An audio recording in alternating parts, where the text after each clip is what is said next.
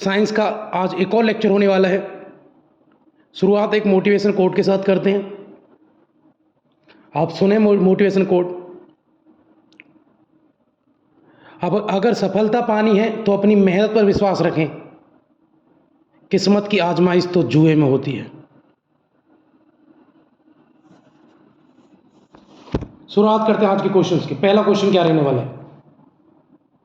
पहला क्वेश्चन है जी, एंजाइम में निम्न में से क्या एक श्रृंखला में होते हैं? बताओ क्या होते हैं? क्या कार्बोहाइड्रेट श्रृंखला में होते हैं, वसा श्रृंखला में होते हैं, या न्यूक्लियोटाइड होते हैं, या अमीनो एसिड? जल्दी से बता दीजिए कि श्रृंखला में कौन से होते हैं। जल्दी से आंसर बताएं, क्या होते हैं श्रृंखला भैया? जल्दी से आंसर करें। वीडियो को शेयर करें, सब्सक्राइब करें, ज़्यादा से ज़्यादा लोगों को जोड़ दें। आप बेहद इंपॉर्टेंट क्वेश्चन लेके आए हैं साइंस की, बहुत इंपॉर्टेंट क्वेश्चन है। तो बताइए, कार्बोहाइड्रेट श्रृंखला में होते हैं, वसा होता है, या न्यूक्लियोटाइड्स होते हैं, या अमीनो एसिड? तो जल्दी से नोट डाउन कर लीजिए। अमीनो एसिड हमेशा किसमें होते हैं? श्रृंखला में होते हैं। ठीक है जी, अगले क्वेश्चन की तरफ लेके चलूँ। अगला क्वेश्चन, मानव तंत्र में निम्न में से कौन सा एक पाचक एंजाइम नहीं है? बताइए, इनमें से कौन सा एक पाचक एंजाइम नहीं है? ट्रिप्सिन होता है, बिल्कुल होता है जी। गैस्ट्रिन होता है, ऐसा तो सुना नहीं। चलो आगे देखिए, टाइलिन, पेप्सिन। तो जो होगा भैया, जो पाचक एंजाइम नहीं है, जो भोजन पचाने में हेल्प करता है, वो नहीं है। तो गैस्ट्रिन पाचक एंजाइम नहीं होता है जी। ठीक है, चले अगले क्वेश्चन तरफ। बाकी ट्रिप्सिन, टाइलिन, पेप्सिन, प्रोटीन को, ठीक है, पेप्सिन ही तोड़ते हैं। ठीक है, अगले क्वेश्चन तरफ चलते हैं। लार किसके पाचन में मदद करती है? बताओ। वसा के, स्टार्च के, प्रोटीन के, विटामिन के? तो जो लार होती है वो भैया किसके? स्टार्च की तो होती है, बिल्कुल। नोट डाउन करें, इसका आंसर है जी स्टार्च। लार स्टार्च की पाचन में मदद होती है। ठीक है, अगले क्वेश्चन की तरफ चलें। शरीर के किस भाग में पित्तरस यानी बाइल जूस का उत्पादन होता है? बताइए, कहाँ मिलेगा तुम्हें पित्तरस का उत्पादन? हृदय में, फेफड़े में, गुर्दे में, यकृत यानी किडनी में? बताइए कहाँ पर? तो जल्दी से नोट डाउन कर लीजिए। बाइल जूस यानी पित्तरस कहाँ मिलता है? पित्ताशय क्या होते हैं? ये होता है जी किडनी में। ठीक है, बाइल जूस यानी पित्ताशय जो होता है, पित्तरस जो होता है, वो कहाँ मिलता है जी? वो है जी यकृत यानी किडनी में। ठीक है, मेरे से सुना होना हो कई बार, उसके भैया पित्त की थैली में पत्थरी है, तो वो कहाँ होती है? यकृत में होती है, किडनी में होती है। चलें अगले क्वेश्चन की तरफ चलेंगे। वसा का पाचन करने वाला एंजाइम लाइपेज निम्न में से किसके द्वारा स्रावित होता है? बताइए, लाइपेज कौन सा एंजाइम यहाँ से जो वसा को पचाता है? लाइपेज एंजाइम, उसको कौन छोड़ता है? वो गुर्दे से निकलता है, अग्नाशय से निकलता है, या बड़ी आंत से, या जिगर से? तो बताइए कहाँ से निकलता है लाइपेज? तो लाइपेज जो दिखेगा भैया, वो तुम्हें दिखेगा कहाँ से? अग्नाशय से। पैनक्रियाज जो होता है, अग्नाशय, पैनक्रियाज से निकलता है। अग्नाशय से निकलता है क्या? लाइपेज। ठीक है जी, अमाशय या स्टमक से ऊपर अग्नाशय जो है, वहीं से क्या निकलता है? एंजाइम निकलता है। कौन सा? लाइपेज, जो वसा को तोड़ता है। ठीक है, मेरे से न्यू अगले क्वेश्चन की तरफ लेके चलूँ। सारे क्वेश्चन बेहद इंपॉर्टेंट रहने वाले हैं। अगला क्वेश्चन है, लाइपेज द्वारा वसा के जलीय अपघटन पर मिलता है। बताइए क्या मिलता है? लाइपेज को जब वसा में जलीय अपघटन होता है, ठीक है, लाइपेज द्वारा जब वसा को क्या करते हैं, जल में वो घोलने लगता है, तो बताइए क्या मिलता है? वसा को जब लाइपेज घोल देता है, लाइपेज एक एंजाइम है, क्या मिलेगा? पहला ऑप्शन है बसीय अम्ल और अमीनो एसिड, बसीय अम्ल और ग्लिसरॉल और अमीनो एसिड, ग्लिसरॉल या एल्कोहल। बताइए मेरे से क्या मिलेगा? जल्दी से आंसर कर दीजिए, बेहद इंपॉर्टेंट आंसर रहने वाले भैया। लाइपेज एंजाइम जब वसा को जल में घोलता है, फैट को, तो भैया तो क्या मिलता है? तो हमें जो एक तो मिलता है बसीय अम्ल मिलता है। ठीक है जी, ये बसीय अम्ल मिलेगा। दूसरा मिलेगा ग्लिसरॉल। वीडियो को शेयर करें, सब्सक्राइब करो, जल्दी जल्दी फैलाओ, शेयर कर दीजिए, जल्दी शेयर करो, लाइक करो। बसीय अम्ल और ग्लिसरॉल मिलता है भैया, याद रखना। जब लाइपेज एंजाइम वसा को का उसका जलीय अपघटन करता है, यानी इसको जल में घोलता है या जल में उसको तोड़ता है वसा को, तो बसीय अम्ल और ग्लिसरॉल दो चीज़ें मिलती हैं। ठीक है जी, चले अगले क्वेश्चन। इसका आंसर है जी बी। अगले क्वेश्चन तरफ, मानव के अमाशय यानी स्टमक में एक्स अम्ल उत्पन्न होता है जो भोजन के पाचन में सहायता करता है। बताइए तो कौन सा? एक्स मतलब कौन सा? वो पूछना चाहे कौन सा अम्ल स्टमक में उत्पन्न हो जाए, जो होता है और जो हेल्पफुल होता है जो भोजन को पचाने में। और ये अमाशय में, अग्नाशय में नहीं। अग्नाशय में जो दिखेगा वो हम अलग बात करते हैं। हम बात कर रहे हैं कि भैया अमाशय यानी स्टमक में जो कौन सा एंजाइम निकलता है जो भोजन को पचाने में सहायता करता है, ठीक है, मानव स्टमक में निकलता है। तो जल्दी से आंसर बता दीजिए मेरे सेशन में कौन सा है। क्या एसिटिक अम्ल निकलता है, मेथनोइक अम्ल मिलता है, हाइड्रोक्लोरिक अम्ल निकलता है, साइट्रिक अम्ल निकलता है। जल्दी से आंसर कर लीजिए, जल्दी से नोट डाउन करें। तो जो आमाशय से स्टमक से निकलता है वो हाइड्रोक्लोरिक अम्ल होता है, जो भोजन के पचाने में हेल्प करता है, ठीक है जी, हाइड्रोक्लोरिक अम्ल है, ठीक है। अगले क्वेश्चन की तरफ चलें। चलो अगला है मानव शरीर, तो कौन सा एंजाइम निकलता है, हाइड्रोक्लोरिक अम्ल, ठीक है जी मेरे से। और कहाँ से, आमाशय स्टमक से। मानव शरीर में उस एंजाइम का नाम बताइए जो कार्बोहाइड्रेट को तोड़ने में मदद करता है, बताइए कार्बोहाइड्रेट को कौन सा एंजाइम तोड़ता है, ठीक है। वसा को कौन तोड़ता है, लाइपेज। और कार्बोहाइड्रेट को बताइए। और स्टमक में जो पाचन में कार्य क्रिया करता है वो हाइड्रोक्लोरिक होता है।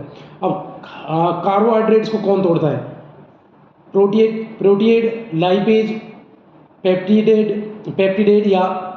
पेप्टिडेज या एमाइलेज। तो बहुत सिंपल क्वेश्चन है, एमाइलेज होता है जी।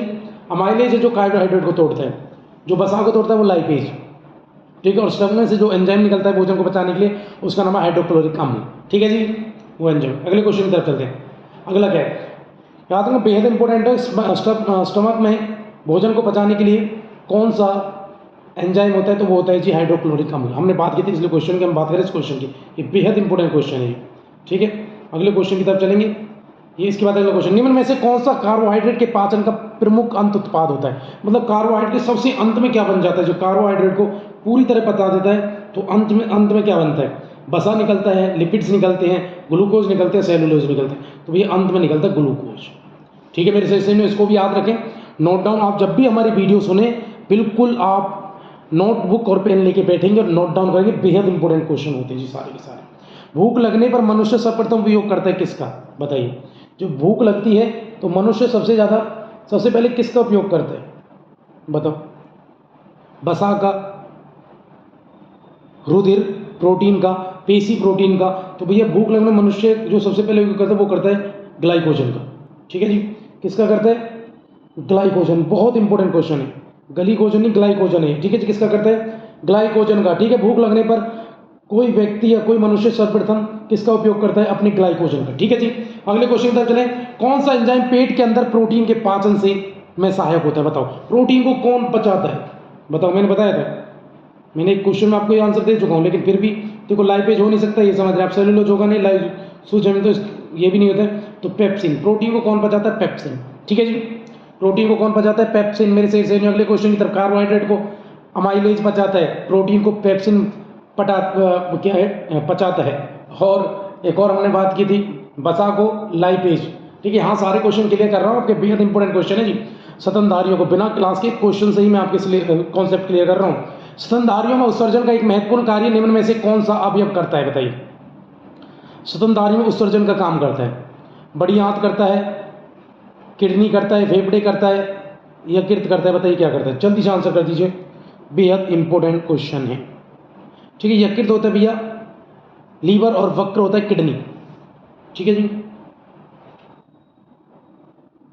यकृत, ये जो पितृशयते भी है ये होता है किडनी, यकृत होता है लीवर, ठीक है जी, किडनी। तो वक्र करता है क्या करता है, जल्दी से आंसर बता दीजिए क्या आंसर है, जल्दी से आंसर करें क्योंकि सारे के सारे क्वेश्चन बेहद इंपॉर्टेंट है। मैं फिर से क्वेश्चन पढ़ रहा हूँ, कौन सा एंजाइम पेट के अंदर प्रोटीन को, ये तो हम बात कर चुके हैं। अगला क्वेश्चन है, स्तनधारियों में उत्सर्जन में एक महत्वपूर्ण कार्य कौन सा अवयव करता है, जल्दी से बता दीजिए, बेहद इंपॉर्टेंट क्वेश्चन है, जल्दी से आंसर करें, ठीक है भैया। तो स्तनधारियों में उत्सर्जन का कौन सा काम करता है, जल्दी बता दीजिए, बेहद इंपॉर्टेंट क्वेश्चन है। सारे के सारे क्वेश्चन बेहद इंपॉर्टेंट रहने वाले हैं, जल्दी से आंसर करें, बेहद जरूरी आंसर हैं, जल्दी से मुझे आंसर बताएं। क्वेश्चन पे फिर से पढ़ रहा हूँ, स्तनधारियों में उत्सर्जन का एक महत्वपूर्ण कौन सा अवयव है, बड़ी आंत है, वक्र है, उत्सर्जन, फेफड़े हैं, यकृत है। तो भैया वो क्या है, वक्र यानी किडनी है। तो क्या आंसर है जी, वक्र यानी किडनी, ठीक है मेरे सही से नहीं, बिल्कुल याद रखेंगे, बेहद इंपॉर्टेंट क्वेश्चन है, ठीक है जी। बात करेंगे, थोड़ा भी समझें, थोड़ा भी आप समझेंगे, बेहद इंपॉर्टेंट क्वेश्चन है सारे सारे,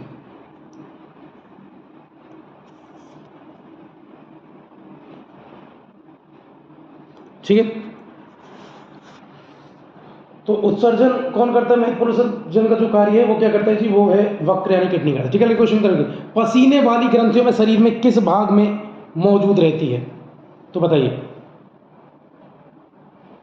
गुर्दा, यकृत, अग्नाशय, त्वचा। पसीने वाली ग्रंथि कहाँ मौजूद होती है? त्वचा में होती है। जो पसीना कहाँ से? त्वचा से तो निकलता है, बिल्कुल याद रखेंगे आप, बेहद इंपॉर्टेंट क्वेश्चन है जी। अगले क्वेश्चन की तरफ हम चलेंगे। अगला क्वेश्चन है, शरीर का कौन सा अंग खून के शुद्धिकरण से संबंधित है? जल्दी बता दीजिए, जल्दी आंसर बताएं। ऑप्शन की तरफ लेके चल रहा हूं, दिल है, पित्ताशय, गुर्दे, स्प्लीन। जल्दी से आंसर करें, बेहद इंपॉर्टेंट क्वेश्चन है जी। शरीर का कौन सा अंग खून के शुद्धिकरण से संबंधित है? जल्दी बताएं। ठीक है जी, तो इसका जो आंसर रहेगा जल्दी नोट डाउन कर लीजिए, तो वो है गुर्दे। तो जो गुर्दे हैं वही क्या करते हैं? खून के शुद्धिकरण के लिए जाने जाते हैं जी। ठीक है, ओके, चलिए अगले क्वेश्चन की तरफ। अगला क्वेश्चन क्या रहने वाला है? जल्दी बताएं।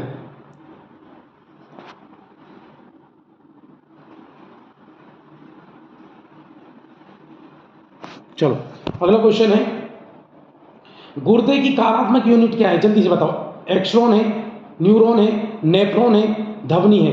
तो गुर्दे की कार्यात्मक यूनिट होती है जी नेफ्रॉन। जल्दी से नोट डाउन करें, शेयर करें और ज़्यादा से ज़्यादा लोगों को आप छोड़ दें। बेहद इंपॉर्टेंट क्वेश्चन रहने वाले हैं भैया। ठीक है जी, आगे चलते हैं।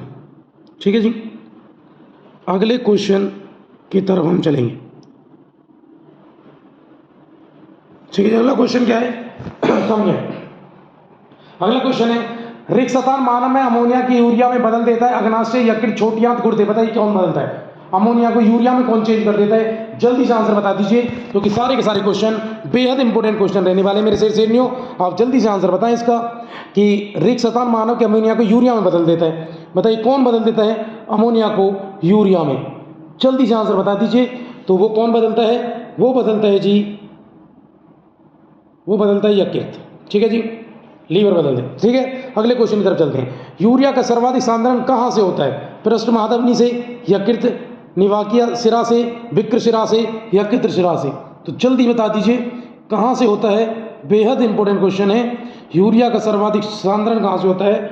तो वो होता है जी यकृत शिरा से होता है। मेरे शेरनियों, अगले क्वेश्चन की तरफ लेके चलेंगे। बेहद इंपॉर्टेंट क्वेश्चन है, निम्न में से कौन सा पदार्थ सामान्य मूत्र में पाया जाता है? जल्दी से बता दीजिए। श्वेत रक्त कनिकाएं, कोशिकाएं पाई जाती हैं, क्रिएटिन पाया जाता है, लाल रक्त कोशिकाएं पाई जाती हैं, रक्त प्रोटीन पाया जाता है। जल्दी से आंसर कर दिए, बेहद इंपॉर्टेंट क्वेश्चन है जी। जल्दी से बता दीजिए क्या आंसर रहेगा इसका।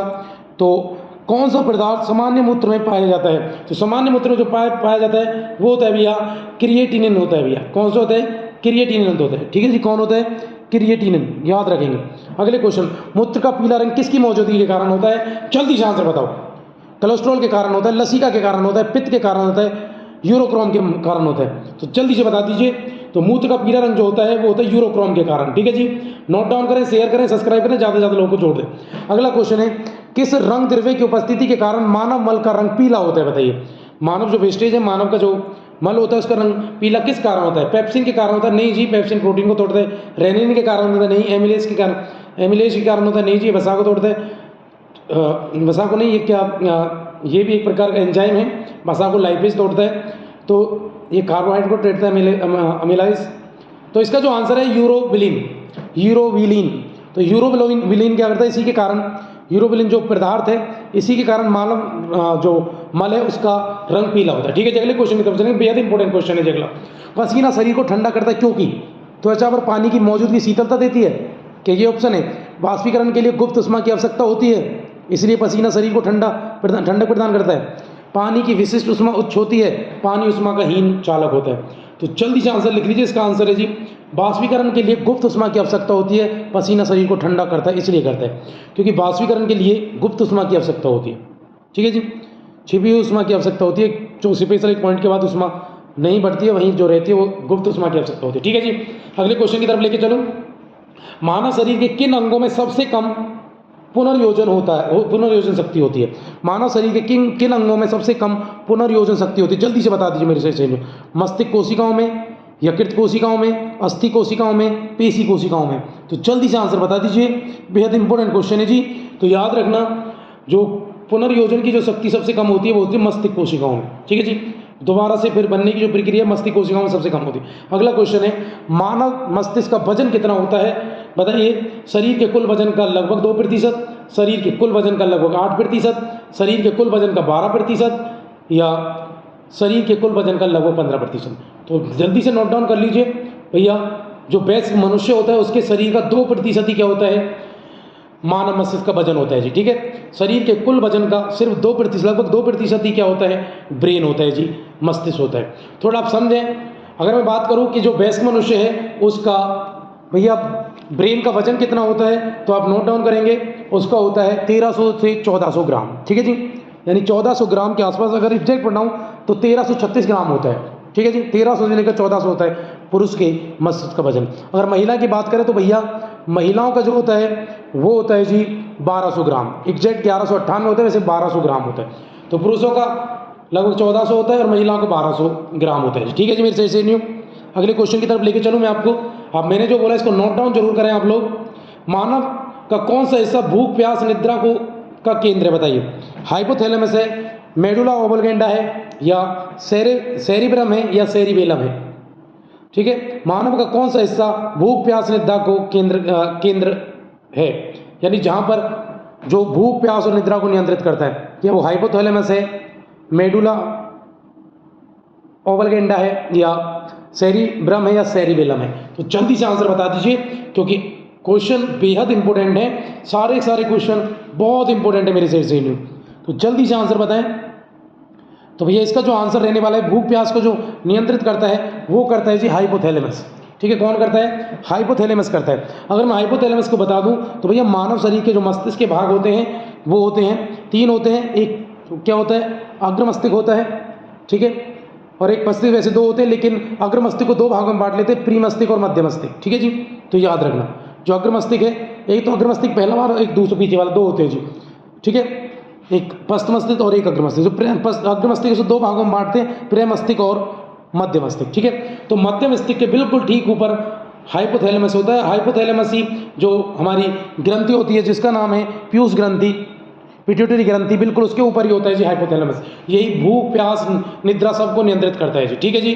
अगले क्वेश्चन की तरफ चलेंगे। मानव शरीर का कौन सा हिस्सा बुद्धि स्मृति और भावनाओं का केंद्र होता है? बताओ। कौन? बुद्धि स्मृति भावना, रोना हंसना, भय प्रेम हर्ष कष्ट शक्ति, ठीक है जी, प्रेरणा, इन सब को एक नियंत्रित करता है। तो कौन करता है? जल्दी से आंसर बता दीजिए। वो करता है जी सेरिब्रम। कौन करता है? सेरिब्रम करता है। और सेरिब्रम जो होता है ये प्रे मस्तिष्क होता है। मस्तिष्क मैंने बताया था, अग्र मस्तिष्क को 2 भागों में बांटते हैं, प्रे मस्तिष्क और मध्य मस्तिष्क उसी का है, और एक पश्चिम मस्तिष्क भी होता है भैया। तो याद रखना, सेरिब्रम जो है प्रे मस्तिष्क है, सबसे आगे वाला मस्तिष्क है, यही बुद्धि स्मृति भावनाओं इन सबको कंट्रोल करते हैं मेरे श्रेणियों। वीडियो को आप शेयर करें, सब्सक्राइब करें, ज़्यादा से ज़्यादा लोगों तक आप वीडियो को फैला दें, क्योंकि वीडियो बेहद इंपॉर्टेंट है जी। सारे के सारे क्वेश्चन बेहद इंपॉर्टेंट है जी। बिल्कुल आप वीडियो को लगातार शेयर करें, सब्सक्राइब करें, और ज़्यादा से ज़्यादा लोगों को आप वीडियो के साथ जोड़ें जी, ठीक है। एक क्वेश्चन मैं आपको पूछता हूँ, उसी क्वेश्चन के साथ मैं आज की क्लास में आपकी समाप्त करूँगा। क्वेश्चन है जी हमारा, शरीर का तापक्रम कौन नियंत्रित करता है? बताओ, बताइए। हाइपोथैलेमस करता है, मेडुला ओबलगेंडा करता है, सेरिब्रम है, सेरिब्रम। तो भैया वो भी हाइपोथैलेमस ही करता है। जो भूख प्यास को नियंत्रित करता है वो टेम्परेचर को नियंत्रित करता है, ठीक है जी, तापमान को नियंत्रित करता है। आप वीडियो को शेयर करें, सब्सक्राइब करें। अगर आपने हमारी साइंस की पुरानी क्लासेस नहीं देखी उनको भी देखें, और लगातार नोट करें। जय हिंद, जय भारत।